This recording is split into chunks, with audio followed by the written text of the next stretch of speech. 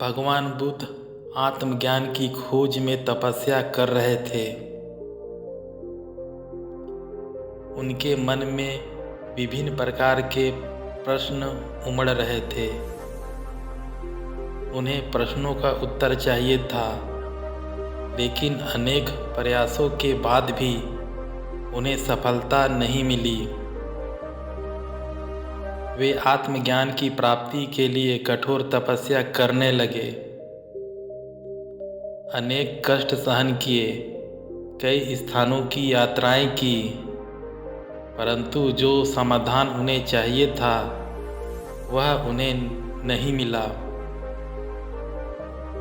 एक दिन उनके मन में कुछ निराशा का संचार हुआ। सोचने लगे, धन, माया, मोह और संसार की समस्त वस्तुओं का भी त्याग कर दिया, फिर भी आत्मज्ञान की प्राप्ति नहीं हुई।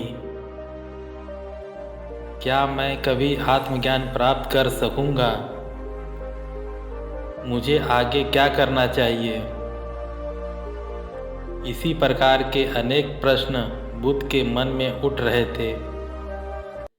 तपस्या में सफलता की कोई किरण दिखाई नहीं दे रही थी, और इधर बुद्ध ने प्रयासों में कोई कमी नहीं छोड़ी थी।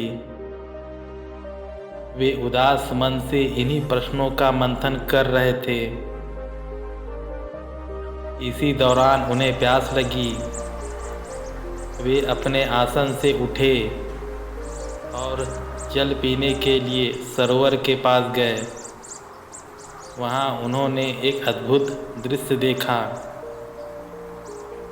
एक गिलहरी मुंह में कोई फल लिए सरोवर के पास आई। फल उससे छूटकर सरोवर में गिर गया। गिलहरी ने देखा, फल पानी की गहराई में जा रहा है। गिलहरी ने पानी में छलांग लगा दी। उसने अपना शरीर पानी में भिगोया और बाहर आ गई। बाहर आकर उसने अपने शरीर पर लगा पानी झाड़ दिया और पुनः सरोवर में कूद गई। उसने यह कर्म जारी रखा। बुद्ध उसे देख रहे थे, लेकिन गिलहरी इस बात से अनजान थी।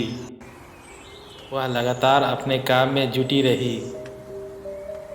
बुद्ध सोचने लगे, ये कैसे गिलहरी है? सरोवर का जल यह कभी नहीं सुखा सकेगी, लेकिन इसने हिम्मत नहीं हारी। यह पूरी शक्ति लगाकर सरोवर को खाली करने में जुटी है। अचानक बुद्ध के मन में एक विचार का उदय हुआ। यह तो गिलहरी है, फिर भी अपने लक्ष्य को प्राप्त करने में जुटी है। मैं तो मनुष्य हूँ। आत्मज्ञान प्राप्त नहीं हुआ तो मन में निराशा के भाव आने लगे। मैं पुनः तपस्या में जुट जाऊंगा। इस प्रकार महात्मा बुद्ध ने गिलहरी से भी शिक्षा प्राप्त की और तपस्या में जुट गए।